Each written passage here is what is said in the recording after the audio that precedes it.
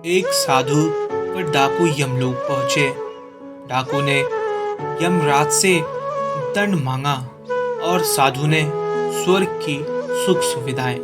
यमराज ने डाकू को साधु की सेवा करने का दंड दिया। साधु तैयार नहीं हुआ। यम ने साधु से कहा, तुम्हारा तप अभी अधूरा है। मृत्यु के बाद एक साधु और एक डाकू साथ साथ यमराज के दरबार में पहुंचे। यमराज ने अपने बही खातों में देखा और दोनों से कहा, यदि तुम दोनों अपने बारे में कुछ कहना चाहते हो तो कह सकते हो। डाकू ने अत्यंत विनम्र शब्दों में बोला, महाराज, मैंने जीवन भर पाप कर्म किए हैं। मैं बहुत बड़ा अपराधी हूँ। अतः आप जो दंड मेरे लिए तय करेंगे मुझे स्वीकार होगा।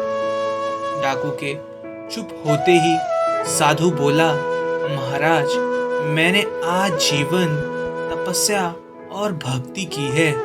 मैं कभी असत्य के मार्ग पर नहीं चला।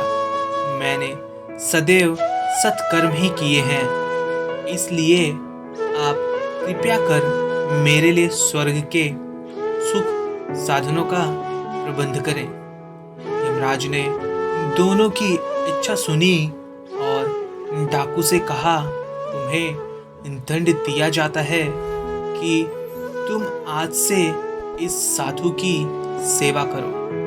डाकू ने सिर झुकाकर आज्ञा स्वीकार कर ली। यमराज की यह आज्ञा सुनकर साधु ने आपत्ति करते हुए कहा, महाराज, इस पापी के स्पर्श से मैं अपवित्र हो जाऊंगा।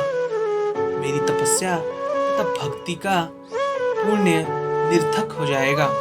यह सुनकर यमराज क्रोधित होते हुए बोले, निरपराध और भोले व्यक्तियों को लूटने और हत्या करने वाला तो इतना विनम्र हो गया कि तुम्हारी सेवा करने की तैयार है, और एक तुम हो कि वर्षों की तपस्या के बाद भी अहंकार ग्रस्त ही रहे और यह न जान सके कि सब में एक ही आत्म तत्व समाया हुआ है। तुम्हारी तपस्या अधूरी है, अतः आज से तुम इस डाकू की सेवा करो। तो इस कहानी से हमें ये सीख मिलती है फ्रेंड्स, अहंकार की छाया इतनी बड़ी होती है कि तुम्हारे जीवन की सारी उपलब्धियां उसके सामने बहुत ही छोटी हो जाती है जब अहंकार सामने खड़ा हो जाता है।